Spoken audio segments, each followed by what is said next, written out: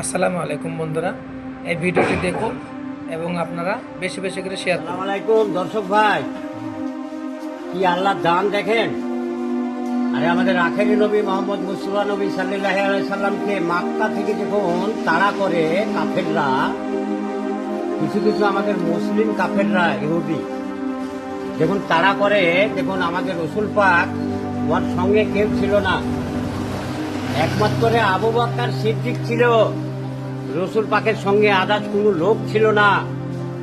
সেই সময় মক্কা থেকে মদিনা শহর রসুল পাক পালাইছে, আর চারিদিকে ইহুদির বাচ্চা কাফেররা, চারিদিকে পাহাড়ে মরুভূমিতে চারিদিকে লোক ছড়ি থুইছিল। আর এমন ভাবে লুকিয়ে তারা মদিনা শহর পালাইছে, যেতে যেতে দেখছে একটা পাহাড়ে সব ইহুদির বাচ্চারা নবী সাহেবকে মারার জন্য ব্যস্ত, ঘুরে বেড়াইছে। সেই সময় একটা গর্তর মধ্যে ঢুকে গেল নবী সাহেব। আর আবু বকর সিদ্দিক বলছে, ইয়া রাসূলুল্লাহ, আমরা যে কুয়ার মধ্যে লুকাইলাম, ওই দেখেন পাহাড়ে সব আমাদেরকে মারার জন্য সব খুঁজে বেড়াইছে, তা আমাদের সঙ্গে তো কেউ নাই, ইয়া রাসূলুল্লাহ, আমাদেরকে মরতে হবে। দেখুন আমার নবী সাহেব বললেন, এ আবু বকর সিদ্দিক, আমরা দুইজন নাই, আমাদের উপরে স্বয়ং আল্লাহ আছে, কোনো চিন্তা করো না। রসুল পাক আবু বকর সিদ্দিককে বললেন, আর সেখান থেকে মদিনা শহর চলে গেলেন।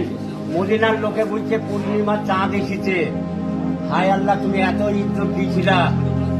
আজ আমাদের পশ্চিমবঙ্গের মুখ্যমন্ত্রী যেভাবে হুমায়ুন ভাই সাহেবকে যেভাবে ছোট করলেন, মঞ্চে ঢুকতে দিলেন না, মনটা খারাপ করে বেরিয়ে গেলেন, যেভাবে ওকে সাসপেন্ড করা হলো অন্যায় ভাবে।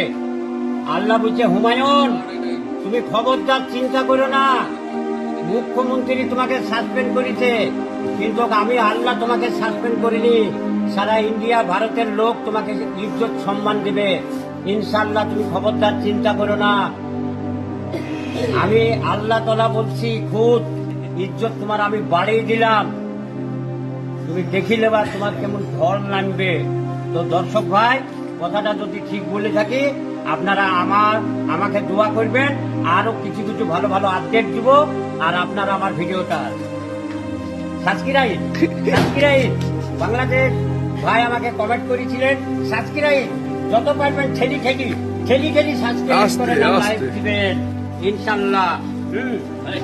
তো দর্শক ভাই, লাইভটা দিয়ে দিলেন বাবর মোহাম্মদ, ইনশাআল্লাহ লাইভটা দিবেন, শেয়ার করেন যত পারেন টেনি।